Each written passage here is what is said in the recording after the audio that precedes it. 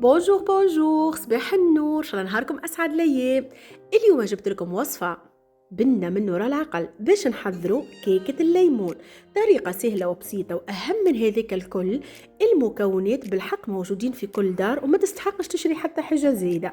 توا كيف تجربوها توا تصدقوا كلامي.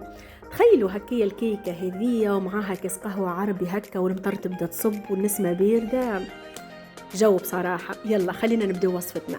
ناخذ كيس، بالنسبة لي أنا الكيس اللي استعملته من السوائل يهز 200 مليلتر، والحاجات الجافة المكونات الجافة كيما الفارينة 150 جرام. ناخذ صحفة نحطوا فيها 3 كعبات عظم بيض، ونزيدوا عليها شوية روح الفاني والا شوية سكر فاني جوست باش نحيو اك الريحة متاع العظم. نحاولوا نركضوهم مع بعضهم حتى لينك العظم متاعنا يتحل. ومن بعديكاش ناخذوا السكر حبيبات. بالنسبة للسكر حبيبات انا خذيت كيس، تذكروا الكيس اللي وريته لكم اول الفيديو، هذيك هو عبيت الكيس وحطيته. اما شنو نصبوه بشوية بشوية على مدة 3 ولا 4 مرات. وقبل هذيك شنو نعملوا باش ناخذوا كعبه ليمون، تكون خضراء والا تكون صفراء اللي تحبوا عليها انتم. ناخذوا الزيس نتاعها نبشروها، وناخذوا كل قشور البرانين هذمك ونحطوهم مع الخليط، ونبداو نزيدوا في السكر نتاعنا بشويه بشويه ونركضوا. كان عندك الباتر الكتريك اللي بالضوء توا فيسا تحضر لك الكيكه. ما عندكش حبيت نوريكم انا اللي راهو حتى بالفوي تنجموا. وقتاش نعرفوا اللي الكيك متاعنا حضرت وامورها واضحه والخليط متاعنا العظم تركض بالكدا؟ وقت اللي الخليط متاعنا اول حاجه يتضاعف الحجم متاعو، وثاني حاجه اللون متاع الخليط يولي لنا لونه كيما هكا بالضبط، يكون اصفر فاتح. واهم من هذيك الكل كي نحرك انا بالفوي ونهز الخليط بالفوي يهبط خط مسترسل من العجين. وقتها نعرفوا اللي الكيك متاعنا باش تجينا ناجحه 100%. علاش؟ على خاطر العظم تركض مع السكر بالكدا بالكدا. توا واش نعملوا؟ ناخذوا نفس الكيس ونكيلوا نصف الكيس يكون زيت نباتي ونصف الكيس حليب.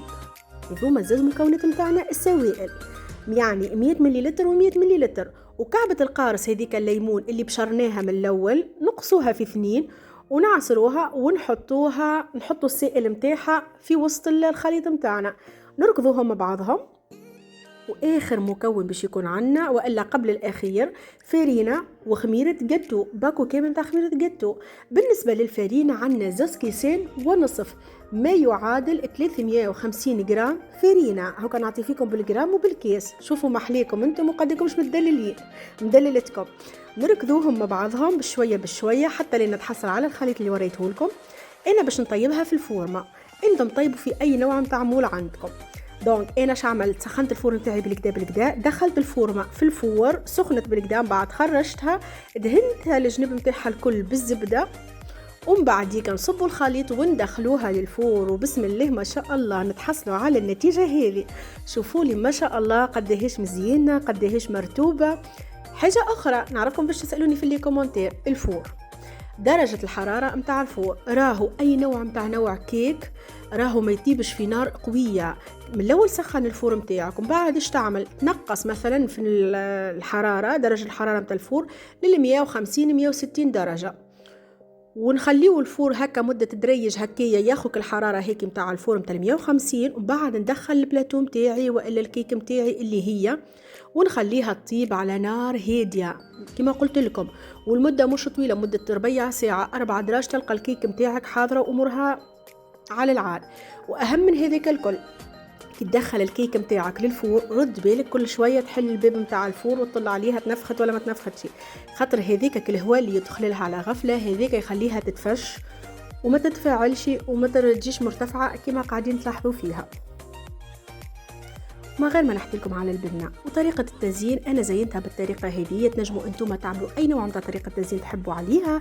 نجموا تطيبوا الصوص متاع الليمون وتحطوها هكا من الفوق كيما تحبوا أنتم. إن شاء الله تكون عجبتكم الوصفة. ما تنسيوش تتابعوني على قناتي على اليوتيوب يوميات تونسية دالندا، الفيسبوك الانستغرام والتيك توك 3 باسم ويلي دالندا، ويلي بالدبل دالندا.